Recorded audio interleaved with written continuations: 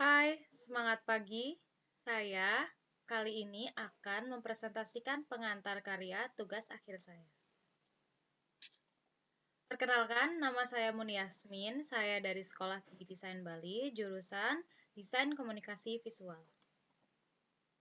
Judul karya tugas akhir saya adalah Perancangan Papan Puzzle Alfabet dan Angka sebagai Media Pengenalan Indonesia untuk anak usia 2-5 tahun di Denpasar.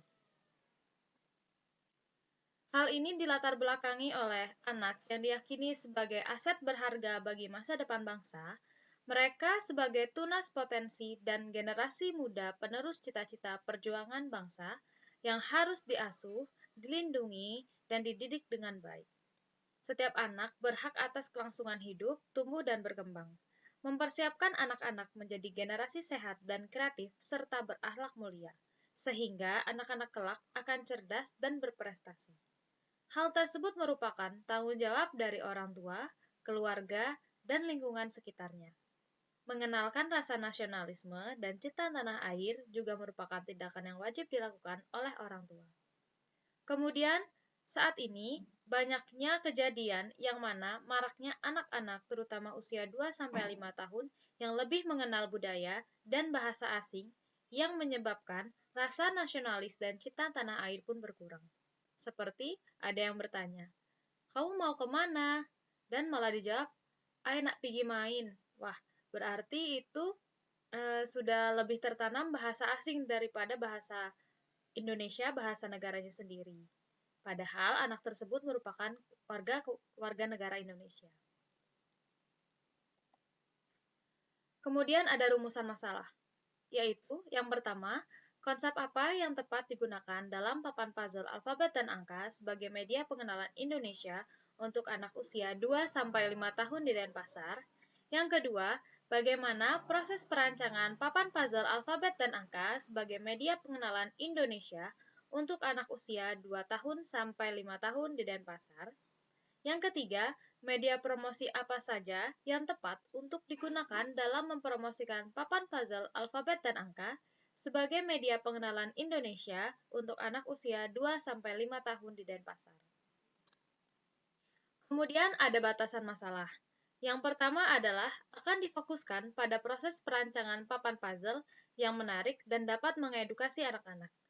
Yang kedua, papan puzzle ini nantinya akan dirancang dengan ilustrasi semenarik mungkin agar dapat menarik perhatian anak-anak untuk melihat gambar dan bermain dari bentuk papan puzzle tersebut. Yang ketiga, media yang akan mendukung papan puzzle ini dapat berupa media lini atas, bawah, maupun media baru.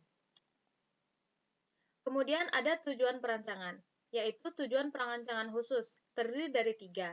Yang pertama adalah untuk mengetahui konsep apa saja yang tepat yang diterapkan pada papan puzzle alfabet dan angka sebagai media pengenalan Indonesia untuk anak usia 2-5 tahun.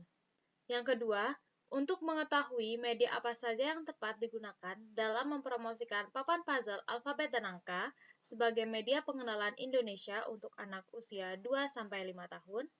Dan yang ketiga adalah untuk mengetahui proses perancangan papan puzzle yang komunikatif dan persuasif sesuai dengan kaidah ilmu desain komunikasi visual. Selanjutnya, tujuan perancangan umum terbagi menjadi 3, yaitu yang pertama, memberikan sarana edukasi belajar sambil bermain, mengenai alfabet dan angka sebagai media pengenalan Indonesia untuk anak usia 2-5 tahun tersebut. Yang kedua adalah dapat membantu memecahkan permasalahan para orang tua maupun guru dalam mendidik karakter anak dengan menggunakan media yang lebih kreatif dan edukatif. Dan yang ketiga adalah untuk menyelesaikan tugas akhir jurusan Desain Komunikasi Visual. Selanjutnya ada manfaat perancangan, yaitu adalah dapat lebih memahami teknik merancang suatu media komunikasi visual dan terlatih dalam merancang suatu media komunikasi visual, terutama media yang dikhususkan untuk kalangan anak-anak. Yang kedua, menjadi sarana permainan edukasi yang dapat mendidik anak untuk belajar memecahkan suatu masalah dan mendidik cara bertingkah laku yang baik untuk anak-anak. Dan yang ketiga, menjadi teman belajar sekaligus bermain yang menyenangkan dan dapat memberi pengetahuan tentang Indonesia untuk anak-anak. Kemudian, teori-teori yang digunakan dalam proses perancangan. Yang pertama ada unsur-unsur desain yang meliputi titik, garis, bentuk, ilustrasi, tekstur, gelap terang, dan ukuran. Kemudian ada prinsip-prinsip desain yang meliputi keseimbangan, yaitu keseimbangan simetris dan keseimbangan asimetris, irama, tekanan, dan kesatuan. Kemudian ada kriteria desain yang meliputi fungsional, komunikatif, informatif, ergonomis, estetis, unity, kreatif, simplicity, surprise, dan etis. Dan yang selanjutnya adalah teori semiotika menurut sudut pandang Bapak Ferdinand de Saussure. Kemudian ada tipografi, warna, teori logo, teori media, teori kemasan, dan teknik cetak. Saya akan bahas satu persatu dimulai dari tipografi. Tipografi sendiri dibagi menjadi 4, yakni serif, sans serif, script, dan dekoratif. Dan dalam perancangan ini akan digunakan serif dan dekoratif. Kemudian warna. Warna terbagi menjadi 3, yaitu warna primer, sekunder, dan warna tersier. Dalam perancangan ini, warna yang akan dipakai adalah warna yang cenderung memberikan kesan ceria, semangat, dan gembira, yakni kuning, merah, dan oranye sebagai warna utama yang memberikan kesan semangat, antusias, serta ketertarikan kepada anak-anak sebagai target yang dituju. Kemudian ada teori logo. Teori logo sendiri dibagi menjadi 5, yaitu ada logotype, ada inisial, ada abstrak visual, pictorial visual, dan combination. Namun, pada perancangan kali ini, logo akan berjenis logotype. Kemudian ada teori media yang akan dipakai dalam perancangan kali ini adalah media lini bawah dan tentunya media baru, yaitu seperti sosial media atau media online.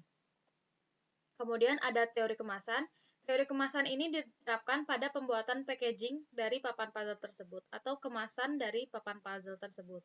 Tujuan dari packaging ini berfungsi sebagai pelindung agar puzzle kualitasnya tetap terjaga, kemudian menjadi identitas dan citra produk dari media yang dirancang yang menjadi pembeda dari media-media lainnya.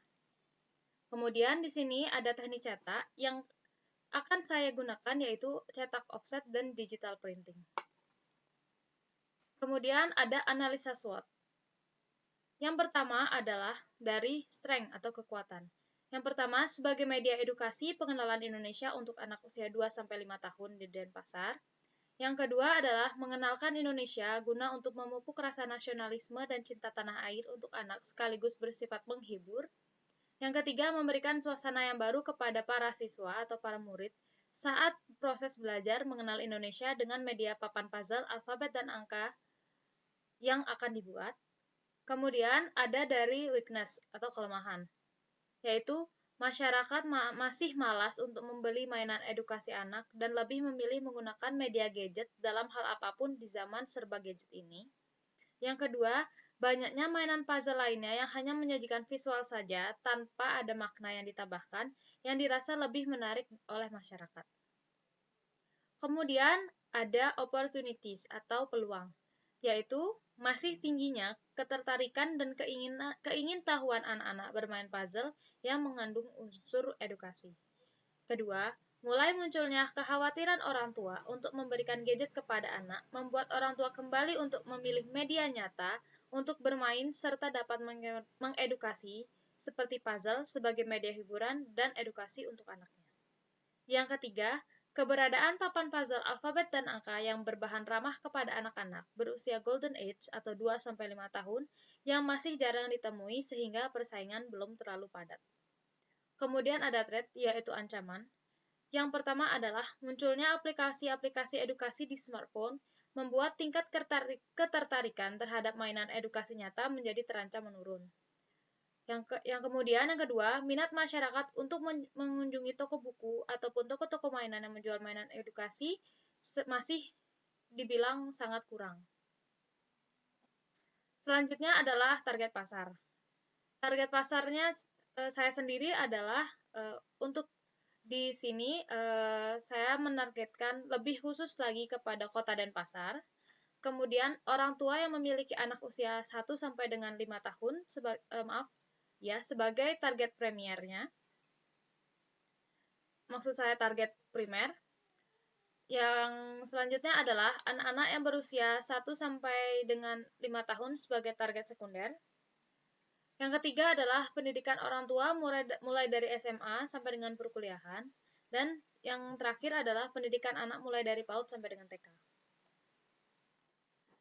Strategi kreatif di sini yang saya susun adalah bersifat informatif dan persuasif, dan berwarna-warni, terus gaya ilustrasinya kartun, bersifat kekanak-kanakan karena sesuai dengan targetnya, dan menyenangkan pastinya, yang pasti memiliki informasi edukasi, dan yang terakhir saat bermainnya saya berharap untuk bisa gembira.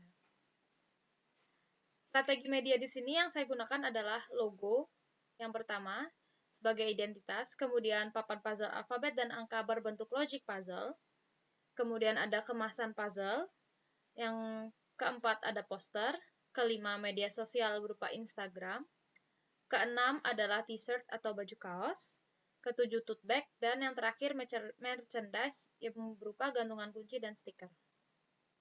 Ini merupakan brainstorming konsep yang saya buat. Keyword berpedoman pada kata cinta tanah air, ceria, dan gembira. Ketiga kata tersebut dapat menggambarkan maksud dan tujuan perancang atau maksud tujuan saya mengenai alasan merancang papan puzzle alfabet dan angka ini yang berfokus untuk mengenalkan Indonesia dan memupuk cinta tanah air. Dan dari ketiga kata tersebut terlahirlah konsep ekspresi Indonesia yang memiliki arti mencintai dan bangga akan bangsanya sendiri, bangsa Indonesia, serta tetap mencerminkan keceriaan anak-anak dalam bermain dan belajar, sehingga tujuan akan pengenalan Indonesia dilakukan sesuai dengan anak usia 2-5 tahun. Kemudian ini adalah mood board saya, yang menggambarkan keceriaan anak-anak bermain, kebersamaan anak-anak saat bermain, berwarna-warni, warna-warna yang ceria, hangat, dan semangat. Kemudian ada orang tua yang tetap bisa mendampingi anaknya saat bermain, dan juga ada rasa keingintahuan anak-anak akan permainan edukasi.